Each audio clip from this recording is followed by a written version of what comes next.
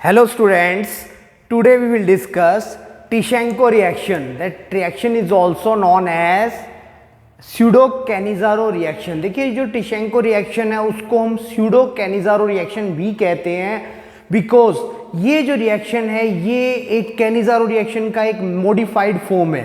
सबसे पहले हम लोग देखेंगे इस रिएक्शन में होता क्या है। इस रिएक्शन में किसी भी तरह के जो एल्डिहाइड्स होते हैं वो पार्टिसिपेट कर सकते हैं। जैसे कैनिज़ारो रिएक्शन की बात की जाए तो कैनिज़ारो रिएक्शन में वो एल्डिहाइड पार्टिसिपेट करते हैं जिनमें अल्फा हाइड्रोजन नहीं होता, बट टिशेंको रिएक्शन में वो एल्डिहाइड भी पार्टिसिपेट करते हैं जिनके अंदर अल्फा हाइड्रोजन होता है। कोई भी एल्डिहाइड इसमें पार्टिसिपेट कर सकता है। और इस रिएक्शन को अगर देखा जाए तो इस रिएक्शन को जो एल्यूमिनियम बेस्ड कैटलिस्ट हैं, फॉर एग्जांपल हम कह सकते हैं एल्यूमिनियम इथोक्साइड, उसकी प्रेजेंस में किया जाता है।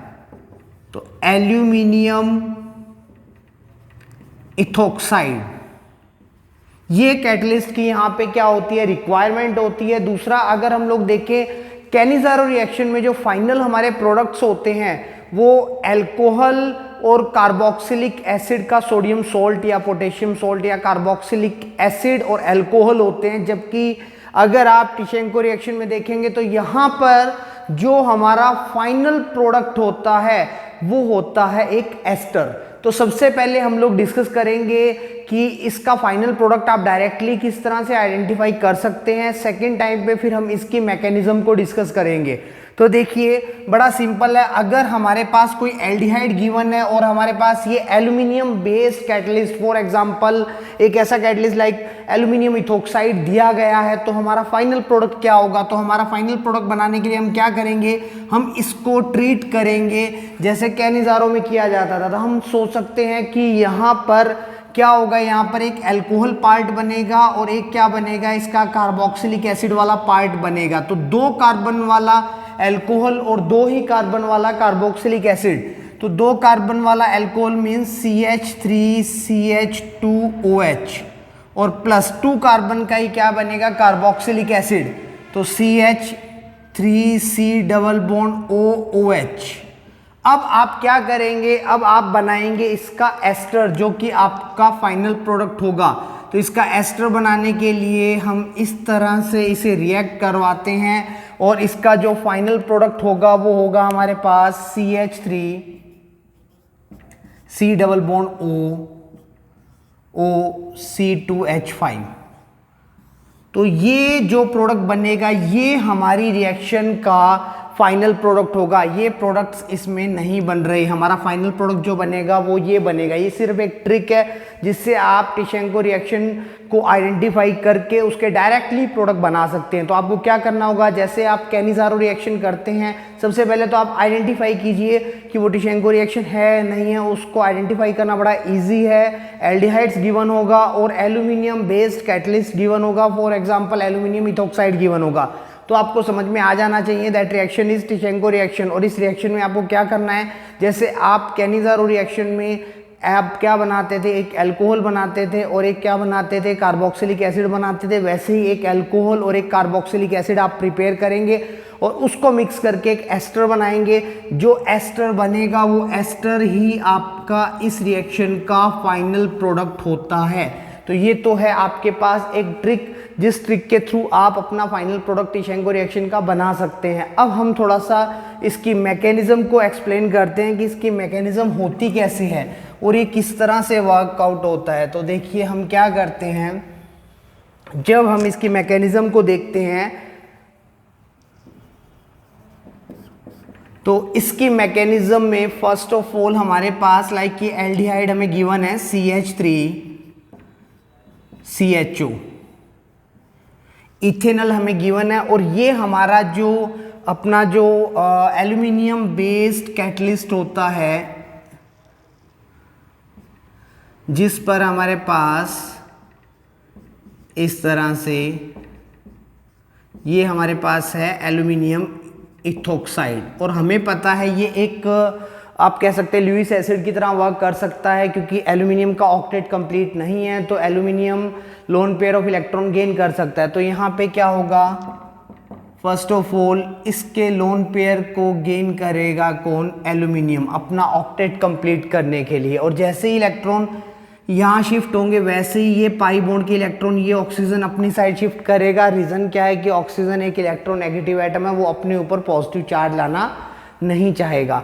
तो जैसे ही होता है तो हमारे पास जो हमारा प्रोडक्ट बनता है वो कुछ इस तरह से बन जाता है। CH3CO O के साथ हमारा जो एल्यूमिनियम इथोक्साइड है वो बॉन्ड बना लेता है,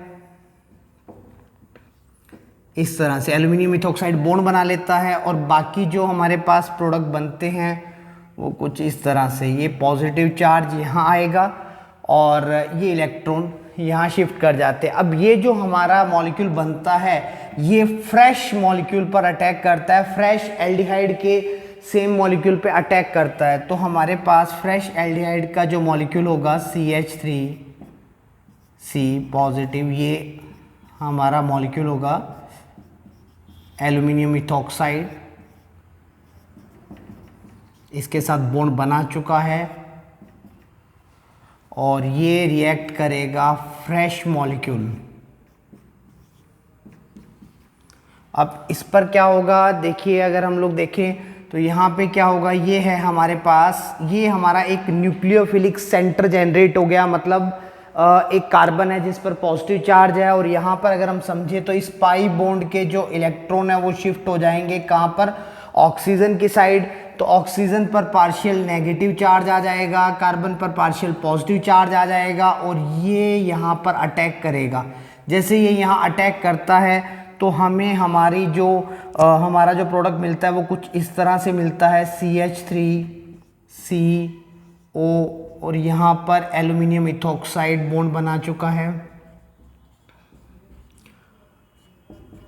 और यहाँ पर ये ऑक्सीजन जॉइंट होता है। तो यहाँ पे ये ऑक्सीजन, इस ऑक्सीजन की बात हो रही है और इस ऑक्सीजन के साथ क्या जॉइंट है, कार्बन और CH3 एंड H और इस कार्बन पर चार्ज है पॉजिटिव। अब देखिए यहाँ से होता है हाइड्राइड ट्रांसफ़र।